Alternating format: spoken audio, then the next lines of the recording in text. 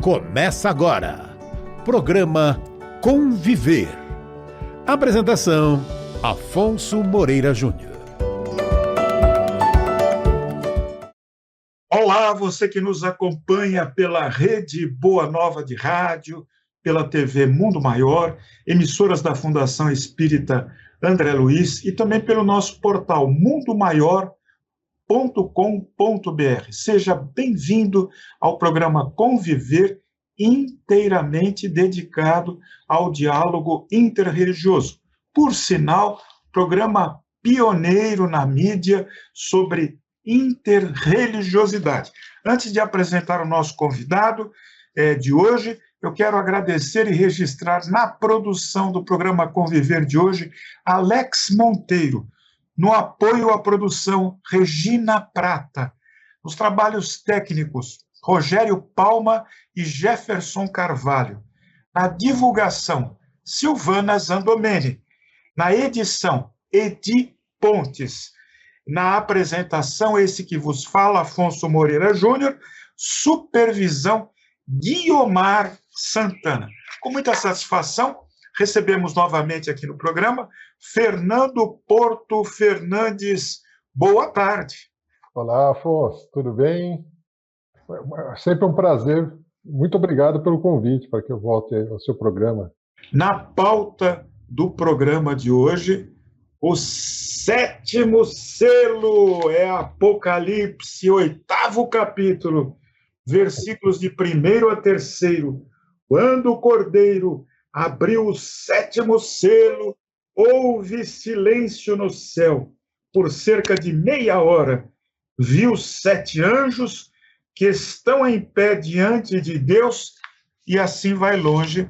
João, na ilha de Patmos, numa experiência extrasensorial, denominada no Espiritismo desdobramento espiritual, é conduzido, segundo consta no último livro do Novo Testamento, é conduzido ao futuro da humanidade. Agora, o que nos aproxima do nosso companheiro, Fernando Porto, é justamente o filme, O 7º Selo, de Ingmar Bergman. Mas antes de falar de Bergman, eu quero falar do meu querido amigo Fernando Porto Fernandes, que é paulistano, é psicólogo, é psicanalista de abordagem junguiana e escritor. Trabalhou na mídia impressa, para diversos jornais e revistas, e atualmente ele presta atendimento clínico. Ele é autor dos livros Morte, Biografia Não Autorizada e A Magia do Ser. Bom, seja bem-vindo, Fernando. Antes vamos apresentar, antes de passar aqui as perguntas que foram trazidas, nós vamos falar um pouquinho sobre o Bergman, que é graças a eles que nós estamos juntos aqui no programa de hoje. Ernest Ingmar Bergman, poucas pessoas sabem do Ernest Ingmar Bergman, viveu entre 1918 e 2007, ele nasceu em Uppsala, na Suécia, vivia na ilha de Faro, na Suécia, completamente desconhecida se não fosse a presença do grande diretor, escritor, produtor sueco de cinema, de televisão, de teatro, de rádio, com a direção de mais 60 programas, peças e programas radiofônicos. Bergman é o diretor, é o responsável por esse filme, O 7º Selo. Eu tenho aqui nas minhas mãos um exemplar do DVD produzido pela Versátil Home Video, e fala um pouquinho desse filme.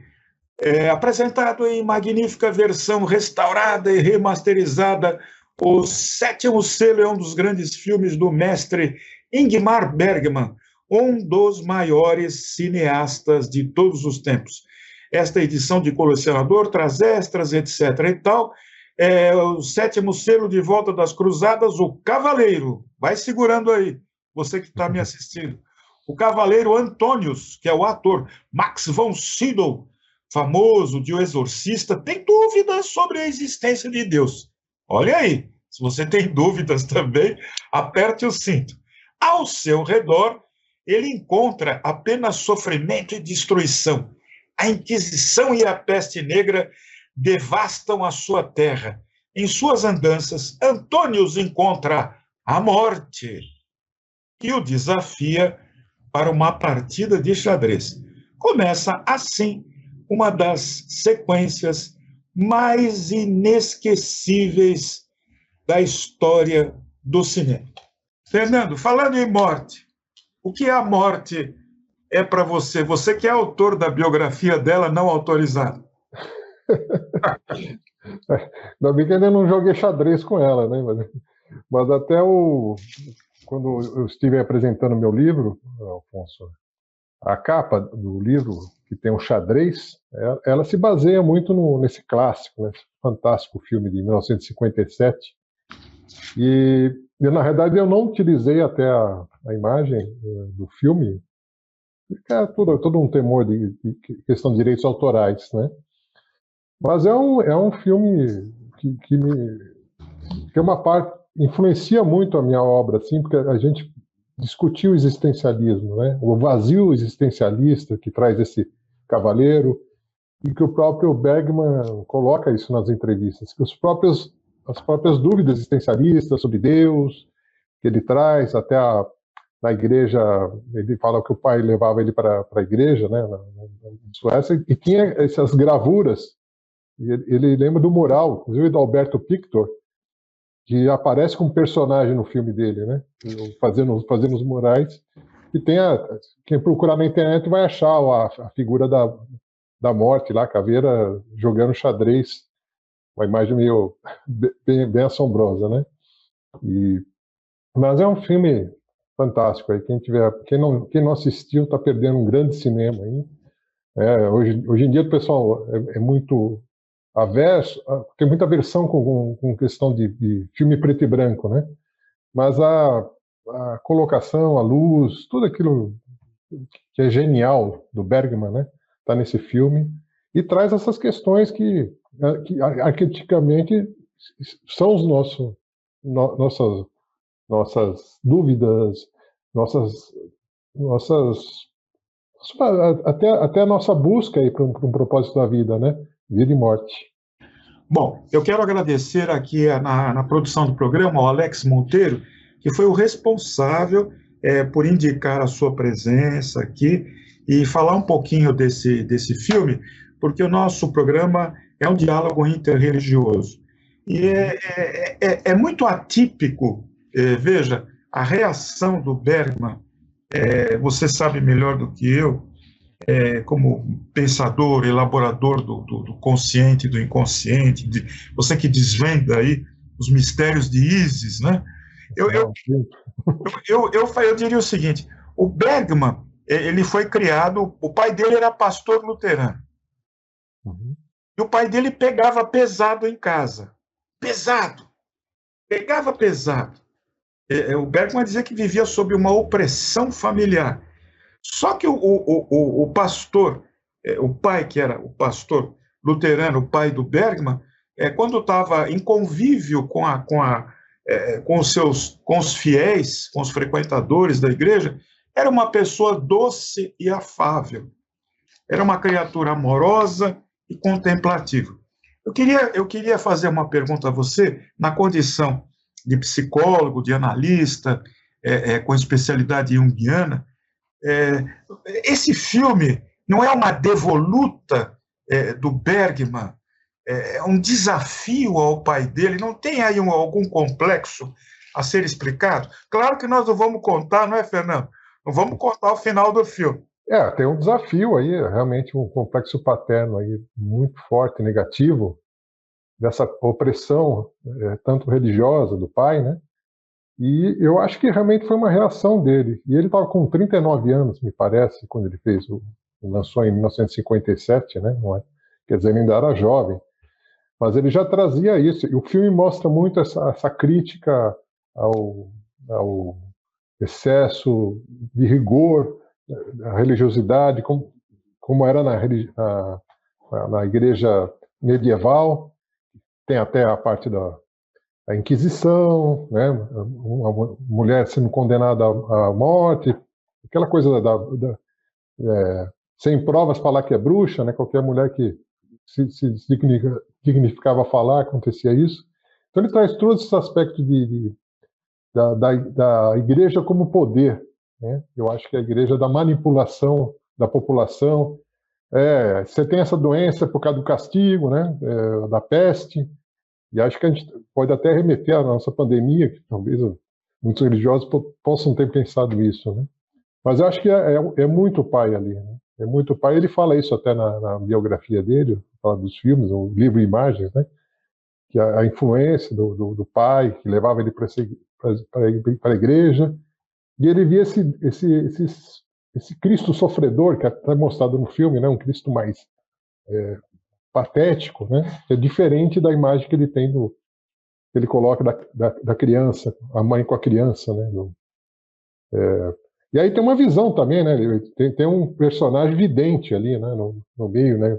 O mais puro, que é o nome dele é Yoff, né? Yoff, que é um ator saltibano, junto com a mulher e o bebê. São as pessoas mais puras ele mostra isso na pureza, em meio a tanta selvageria, em meio a tanta perversidade que eles conviviam, né? Tanto que ele tem a visão da Virgem Maria, o Yoff, né? Já no início, mostrando o bebê, mostrando o Jesus pequeno, né?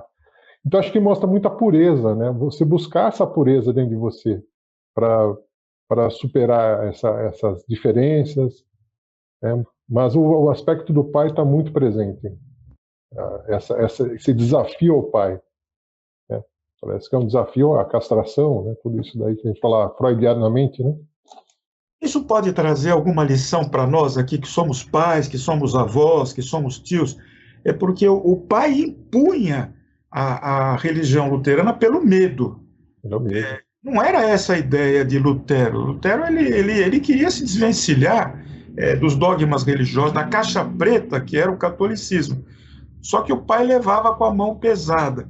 Então, nesse sentido, aproveitando esse espaço, a gente conversando com aqueles que nos assistem, nós somos espíritas com Allan Kardec. Eu tenho aqui ao fundo, me perguntaram agora, uma reprodução, não é um original, infelizmente não é original, é uma reprodução do quadro Cristo, de Vicente Caruso, grande pintor paulista, que viveu entre 1912 e 1986. Então, eu tenho Jesus Cristo, que no Espiritismo com Kardec, como você sabe muito bem, Fernando, é nosso modelo e guia.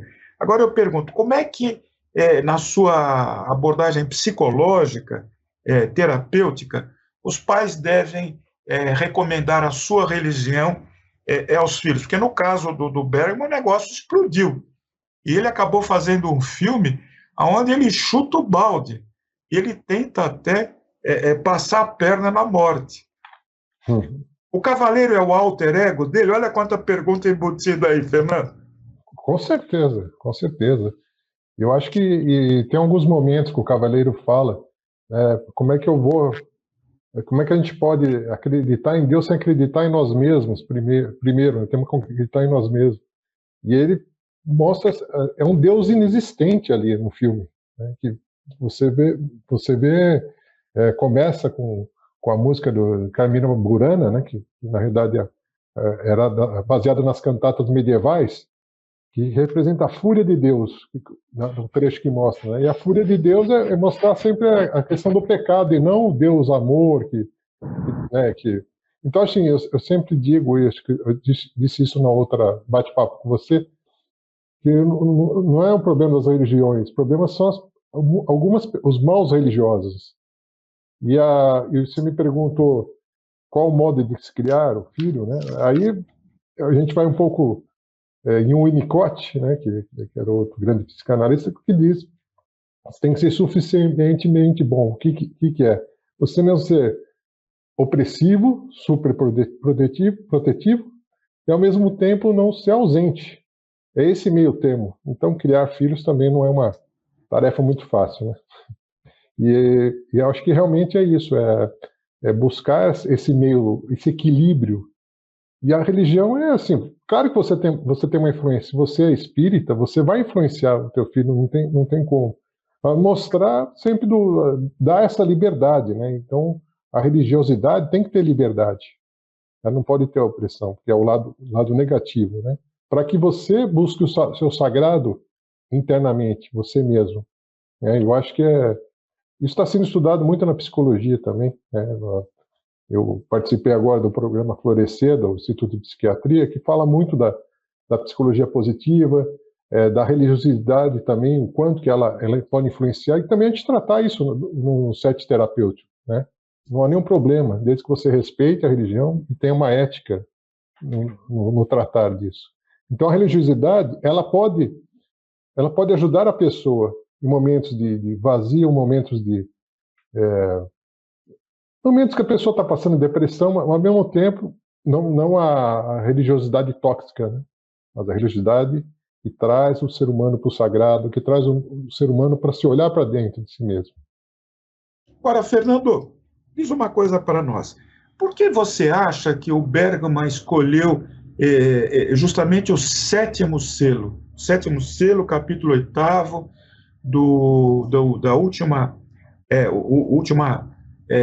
parte do Novo Testamento, o Apocalipse, versículos de 1 a 3. Por que ele foi lá? Tem alguma coisa a ver com alguma reação dele? Eu vejo assim, o Bergman acreditava em Deus, isso não há dúvida. Sim. Isso não tem a dúvida. Só que ele não queria entender Deus como aquele Deus castigador. Uhum. Dá a impressão que ele ficou no Antigo Testamento e não conseguiu chegar devidamente até Jesus. Mas por que ele foi escolher o capítulo 8º, o sétimo selo do Apocalipse, na sua opinião? Eu acho que é um pouco o momento derradeiro que o filme mostra, justamente os religiosos, tem uma hora que passa as procissões, umas coisas horrorosas, do castigar. Né? E eu acho que o sétimo selo ele representa a hora das trombetas vão ser tocadas, né? As 7 trombetas do juízo final para a humanidade ser punida, no caso da visão a visão mais punitiva da religião, né? Então até ele fala, eu vi 7 anjos diante de Deus e a eles foram dadas 7 trombetas, né? Então é isso. E aí que aí provoca a derrocada da humanidade. É isso que ele quis mostrar. Tem a peste negra, agora todos vão morrer, né? Mas eu vejo também tem um pouco de, não é só uma coisa sombria o filme. Ele traz humor também. Alguns personagens são bem de humor, até o assistente do Bloch, né? O escudeiro dele, que lembra um pouco Sancho Panza e o Dom Quixote, né? Pode ser também uma alegoria ali, né? Que o Bergman coloca ali, né? Talvez. Mas eu acho que é isso mesmo. Ele quer mostrar uma igreja punitiva, né? E realmente o Apocalipse não é uma coisa tão legal assim para você, né? Tão alto astral para você ficar declamando. Aí eu vou contar spoiler, melhor não. Mas melhor a pessoa assistir, né? Assista o filme Obra-Prima de Ingmar Bergman, grande diretor sueco. Agora, sem querer sair do sétimo selo, mas não é só, se você que gosta do Bergman, já percebi, como é que não pode deixar de gostar de um trabalho de um homem? Pode ser até que a gente tenha algumas restrições em relação ao homem, ao comportamento dele, mas em relação ao diretor, ele é ímpar. Há outros filmes, Fanny e Alexander, por exemplo. Vem na minha cabeça falar disso. Gritos e sussurros. Meu, a mediunidade. Tá lá. Tá na cara. Ou seja, Bergman acredita em Deus, mas ele tem ele sente uma pulsão, se me permite essa expressão freudiana, de transformar esse Deus vingador num Deus amoroso. Parece que há dois deuses que brigam dentro da cabeça dele. Um que é o vingador e o outro é aquele que é o pacificador. Exato. Ele tem essa esperança de um Deus, né, de um Deus do amor. E isso você vê muito nas personagens femininas. Uma das que é a governanta, que eles pegam como governanta, aquela pureza, né? E ela tem uma visão muito mais de aceitação da morte do que o Bloch mesmo. Ele vive. O próprio Bergman ele coloca o filme como um medo insano da morte. Ele define o filme, né? E realmente eu acho que ele trazia essa divisão dentro dele, né? Essa coisa eu quero acreditar, mas não nesse tipo de Deus que a igreja coloca, mas sim ele acredita nesse sagrado, né? E eu acho que o filme mostra esse conflito interno dele, eu acho. Está muito bem colocado. Fernando, é claro que em proporção diferente, abordagem diferente, não seria o mesmo caso daquele que desvendou os mistérios do átomo? Não seria o mesmo caso do grande cientista Albert Einstein, que também tinha restrições a esse Deus vingador, que acreditava num outro Deus, que não era, agora me recordei a expressão, eu não acredito no Deus da sinagoga. Não é? Uhum. Será que há um paralelo aí? Eu acho que sim, né? Ele acreditava mais um Deus a lá Spinoza, né? Um Deus que representa a natureza, a totalidade, e não num Deus, né? O homem de barba lá atacando raios, né? Punindo todo mundo, vai todo mundo para o inferno, né? E eu acho que é isso mesmo. Até colocava em dúvida a fé de Einstein, mas não era. Ele acreditava realmente, né, na natureza, na criadora, o Deus da totalidade, né, e não um Deus infinito ali que você vai e olha ali, né. Eu acho que é um pouco também com a visão, até a gente vê do budismo também, né. Eu acho que a própria espiritismo traz isso, eu acho também, né. Não tem essa visão mais do velho de barba rancoroso, né? Mas é o Deus do Novo Testamento, de Jesus, né? De perdão, né? Que é muito difícil o perdão. Então eu acho que tem esse conflito do Bergman nesse filme, né? Ele coloca também, acho que Através do Espelho, porque parece que também é outro filme que ele trata isso, né? Sensacional. Muito bom também. Eu diria para você, não é o meu filme favorito do Bergman, claro, é uma obra-prima, inigualável. Eu ainda fico com Morangos Silvestres. Eu ainda fico, mas isso é outra história para uma outra oportunidade. O Fernando, doutor Fernando, Imagina. doutor Fernando, agora eu estou falando com o doutor Fernando, que é psicólogo, psicanalista de abordagem junguiana. Bergman está no divã. Imagine Bergman no divã. E ele contou aí o sétimo selo para você. Qual é a abordagem junguiana? Que resposta você daria a ele? Que consideração que você faria como terapeuta nesse instante? Ele está no seu divã. Ingmar Bergman, o grande diretor de cinema sueco, um mito do cinema. Eu acho que a questão era conversar um pouco sobre investigar esse passado com o pai, né? Isso é importante. Não é que a gente fica preso ao passado na terapia, mas é importante você entender o passado para que você se coloque nesse presente. Não é ficar parado no passado, né? É bem diferente, né? Que eu acho que não entendo. Mas é buscar isso, os sonhos dele, todas as angústias. A angústia diz muito, né? Isso é de trazer isso na parte da elaboração, trazer a partir de sua elaboração de sonhos e buscar entender o conflito, né? Que eu acho que todos nós temos esses conflitos existenciais. Mesmo nós que acreditamos em Deus, temos em alguma parte da vida a gente duvidou de alguma coisa, né? Duvidou, poxa, com tanta barbaridade, né? Como é que deixa as coisas?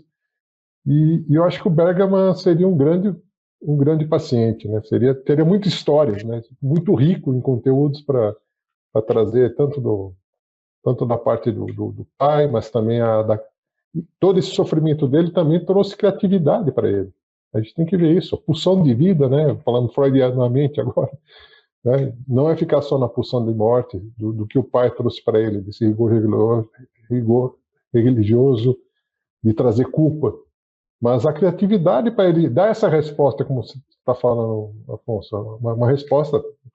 E esse lado também, que você falou, né? Fanny Alexandre, que tem um pouco ali da mediunidade, do menino que vê os fantasmas, vê o pai, né? O pai faleceu. E lá também tem um religioso, né? Que oprime, né? No filme, né? Oprime as crianças, que é o padrasto dele, né? É muito Bergman, é muita história dele, né? Eu acho que... Fernando, você acha que há uma projeção na figura da morte? O Bergman projeta na figura da morte o próprio pai? Eu acho que sim. Eu acho que traz uma forte pulsão de morte aí. Eu acho que não vou falar que ele desejava a morte do pai, né? Que a gente vai entrar muito mais... Aí seria uma visão mais freudiana. Mas com certeza essa coisa de você, como o Jung fala, né? Ou você, onde impera o amor, né? não impera o poder, e vice-versa, né? Onde impera o poder, não impera o amor. Ele traz isso. Então o pai representava esse poder. Então se ele queria impor esse poder, ele não poderia impor amor para o filho. Então ele queria esse amor do pai. Eu acho que é isso. Eu estou analisando, claro. A gente não pode... mais pela história dele, né? Do que mais... No divã, claro, seria diferente, traria outras questões, traria outros desejos também, e outras questões familiares, né?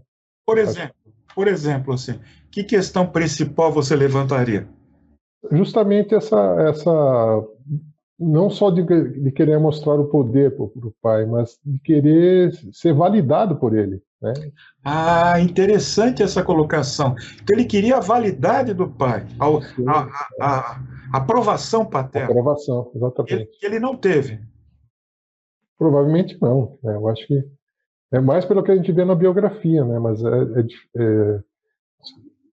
seria uma análise mais completa a gente pudesse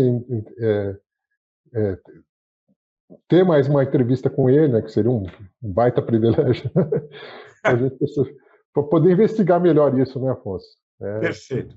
Fernando, vamos aí. É inevitável, nós estamos falando do sétimo selo, claro que o cavaleiro é o próprio Bergman, e ele está ali atormentado pelo medo de morrer, me parece. Não sei se é medo, se é receio, ou se morrer, o que é morrer para ele. Mas veja, ele bem sucedido, ele casou com mulher belíssima, casou mais de uma vez, teve mulheres belíssimas como namoradas, como amantes, teve uma vida de sucesso, foi badalado, premiado, mas ele vai acabar sozinho, numa solidão terrível na ilha de Faro. Será que ele estava querendo ser o cavaleiro e ir lá preparar o cenário para ele jogar com a morte e talvez ganhar? Olha, Afonso, o mundo da fama, da riqueza, o mundo material, ele, vou usar um pouco um clichê, mas não significa felicidade. E quando eu participei desse projeto pioneiro aí do programa Florescer, que ele vem baseado na eudaimonia de Aristóteles, que representa a felicidade. Você busca a felicidade, mas às vezes no prazer imediato, e ela não está ali. A busca do prazer está no prazer permanente. O que é o prazer permanente? É você compor uma música. E eu acho que ele se realizou ali compor uma peça teatral. Quantas peças ele compôs e filmes?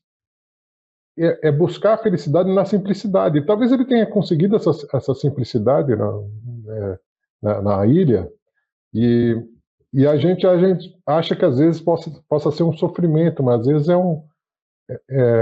gente não sabe se é um sofrimento, a simplicidade da vida.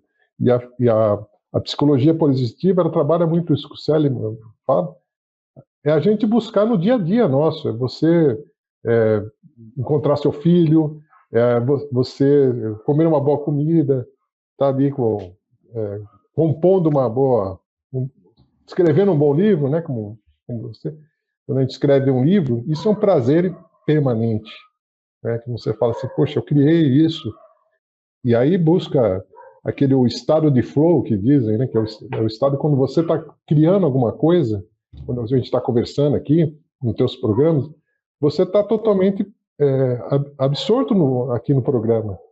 Então isso representa o estado de flow, né? Que hoje fala-se muito também no conceito de felicidade. Então, no teu trabalho, você buscar esse engajamento no trabalho. Então, talvez ele acho que ele realizou tantas coisas, que ele falou, pô, agora eu vou buscar a mim mesmo. Talvez ele tenha sido buscar. Então, assim, o fato dele estar com a esposa, estar casado ou não significa que ele talvez não tenha encontrado um momento de realização. Eu acho assim, talvez eu não sou um especialista em Bergman, mais pelos filmes e mais pelo que a gente acompanha, né, das entrevistas dele, né? Mas pode ser que ele tenha essa felicidade. Por que não? Fernando, é o seguinte, você falou aí do preto e branco, que realmente existe uma geração aí que não sabe o que é arte, porque só vem lixo na mão dela. É o lixo que vem de Hollywood. A gente precisa falar, é o trash filme que vem de Hollywood. Então, uma obra preciosa dessa, ela precisa ser divulgada, precisa ser esclarecida, porque ela traz à baila a questão do viver e morrer. Sim. No Espiritismo, nós aprendemos no Livro dos Espíritos, que morrer é mudar de residência. Eu até tenho uma frase que eu gosto muito, do nosso grande escritor, Monteiro Lobato: morrer é passar do estado sólido para o estado gasoso. Por que alguém deve assistir o Sétimo Selo hoje em dia, apesar de não ser um filme com efeitos especiais, explosões, carros voando pelos ares, bombas atômicas, gnomos, fadas? Pelo amor de Deus, chega. Por que alguém deve assistir o Sétimo Selo? Porque quem está... Agora vamos ser mais direto. Porque você que está nos assistindo precisa assistir o Sétimo Selo de Ingmar Bergman. Porque é um filme que mexe internamente com a gente. E você pega um filme, como você falou aí, os blockbusters, aí, o Schwarzenegger da vida, é legal para você um momento pipoca que a gente fala, né, que você está aí com a família, mas você não traz uma reflexão. Poucos filmes desses filmes de explosões, ele não mexe no teu interior, não faz você se incomodar interiormente. Eu acho que é isso. É você se anestesiar. Então hoje você tem muito prazer imediato, até nas redes sociais, até os vídeos de TikTok.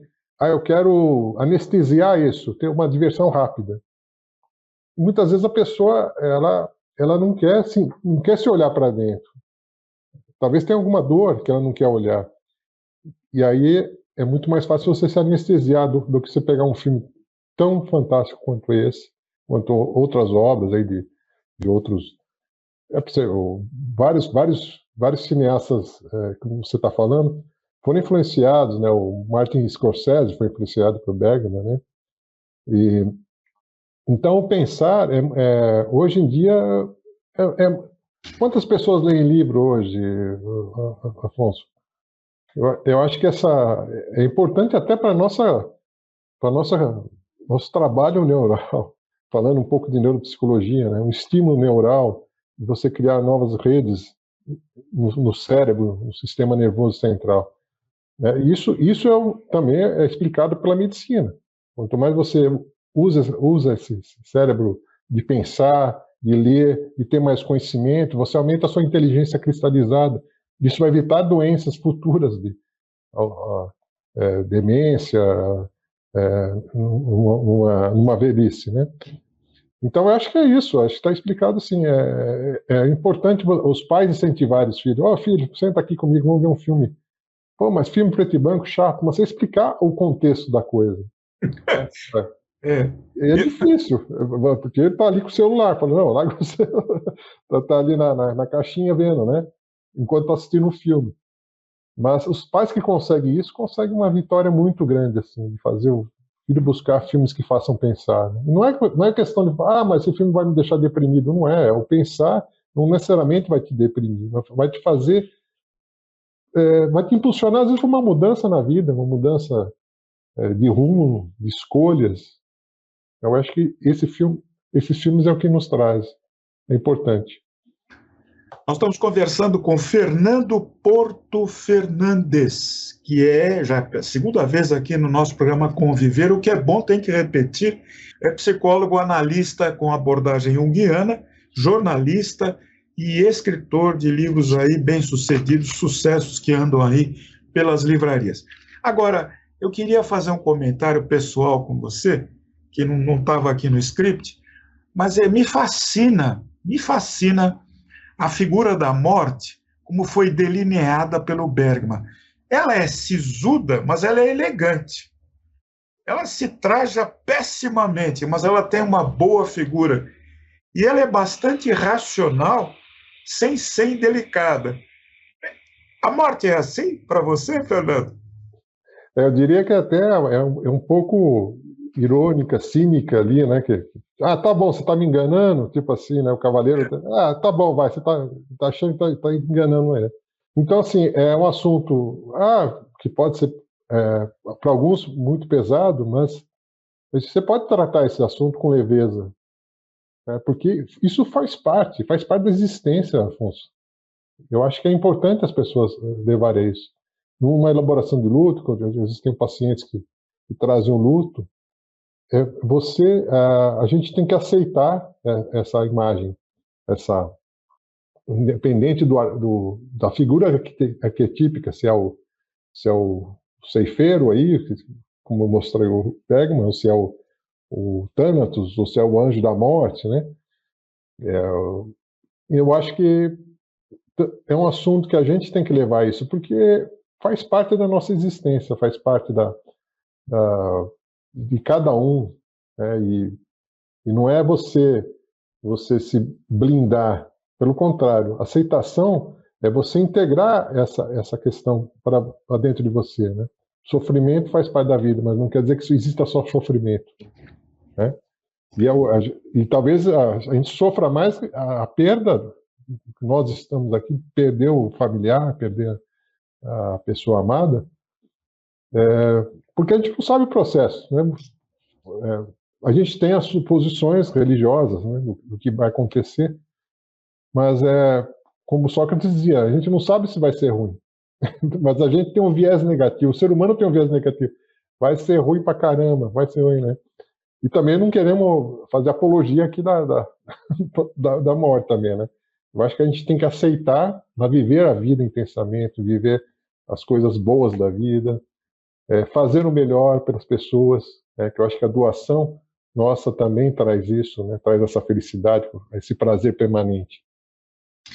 Nesse momento interreligioso, nós estamos conversando com o Fernando Porto Fernandes a propósito deste filme memorável, inesquecível, lendário, que é uma viga mestra do cinema, do moderno cinema, em preto e branco, que é uma linguagem já apropriada, já caracteriza a que veio o Sétimo Selo.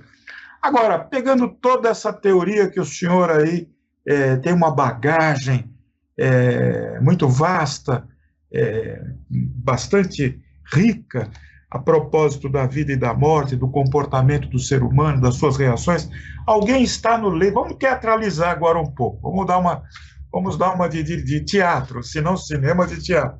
Alguém está no leito de morte, está nas últimas, e você está do lado dessa pessoa. E essa pessoa te olha com aqueles olhos esperançosos de ouvir assim, você não vai morrer, ou vai dar tudo certo. O que você diria a esse moribundo Fernando Porto Fernandes? Eu acho que primeiro o respeito pela. Não, vamos teatralizando. Agora você tem que falar com ele. Mas não olhe para mim, não sou eu, não. Olhe para algum ponto desconhecido aí do cenário. Uma pergunta difícil. Teatralização. A gente nunca sabe a hora. Eu acho que trazer o que você traz de boas lembranças que você fez. Você deve ter feito coisas boas na vida. O que você traz? A partir das respostas dessa pessoa, você buscar aquilo, respeitar. Eu vou teatralizar. Eu não trago nada, eu só cometi erros, eu estou com remorso, me arrependo de tudo que eu fiz. E aí, como é que continua? Tá, o que você espera da finitude? Qual que é a tua visão da finitude? Qual que é a sua religião? O que você traz? O que você está esperando sobre isso? Você passa a bola, hein, Fernando? Eu tive um professor na Escola Superior de Propaganda, deve estar até assistindo aí, Carlos Roberto Chueire. Ele era professor da teoria publicitária. Ele dizia assim: quando a bola chegar no seu pé, passa para frente.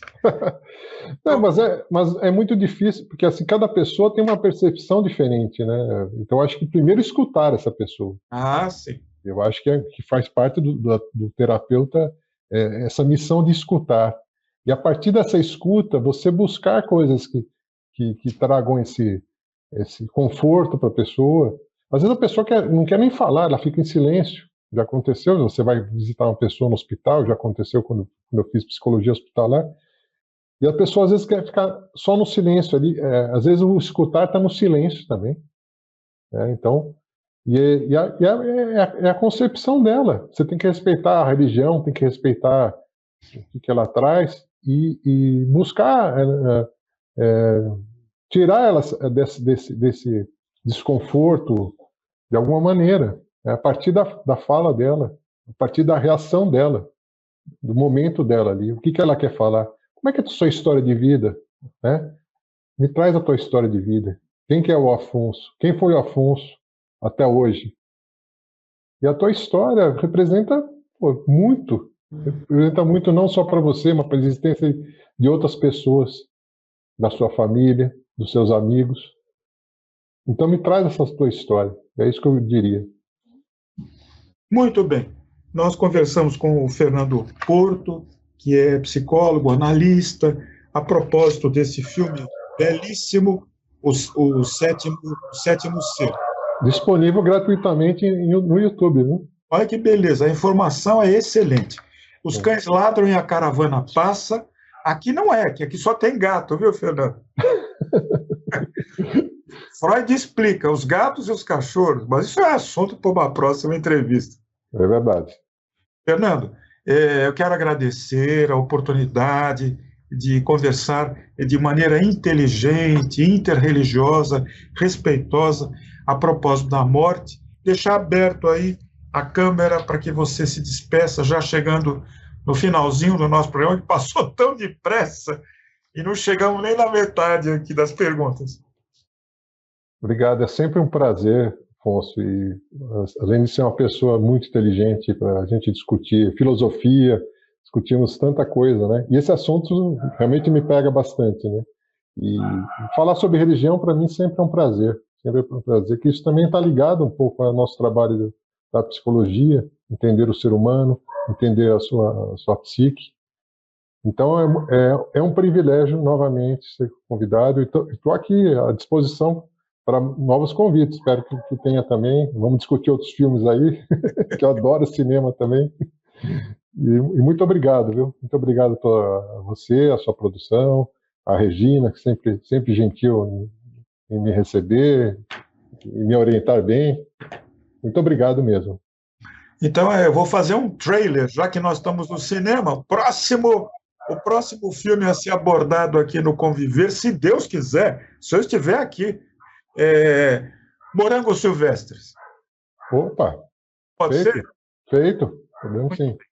Então, eu vou ficando por aqui com o programa Conviver de hoje, agradecendo a audiência e pedindo a você que está nos assistindo, Mande um e-mail para mim, eu vou pedir para colocar aí na tela, por favor, afonsomoreirajunior@gmail.com. Nosso programa é sempre gravado, meio de comunicação é o nosso e-mail. Mande crítica, sugestão, comentário, faça uma sugestão de quem você gostaria de ver aqui entrevistado, perguntas que você gostaria que fossem abordadas, enfim, participe, conviva com o programa Conviver. Eu sou paz, eu sou luz, eu sou saúde. Até a próxima semana, se Deus assim o permitir.